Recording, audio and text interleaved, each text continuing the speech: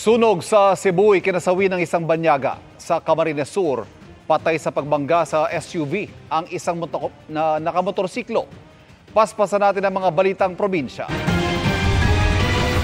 Rider, patay matapos sumalpok sa isang SUV sa Pamplona, Camarines Sur. Ayon sa pulisya, sinakop ng rider ang linya ng kasalubong na SUV. Wala rin daw siyang suot na helmet at hindi nakitaan ng lisensya. Tumanggi magbigay ng pahayag ang driver ng SUV. Truck na may kargang mais, bumangga sa outpost ng mga sundalo at sa isang bahay sa Kapatagan, Lanao del Norte. Ayon sa Kapatagan Police, nawala ng kontrol ang truck driver dahil sa bigat ng karga nito. Sugatan ang driver na nasa mabuti ng kalagayan. Hindi nagbigay ng pahayag ang driver na maharap sa reklamong reckless imprudence resulting in damage to property.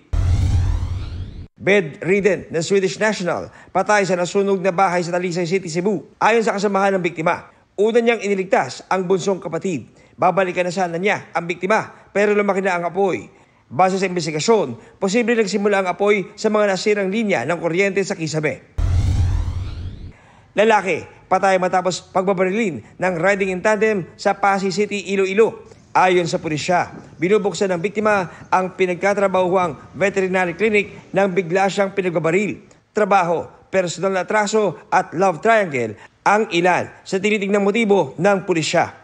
Nakuhanan din ng CCTV ang mga salarin na patuloy pang tinutugis. Hustisya ang panawagan ng pamilya ng biktima.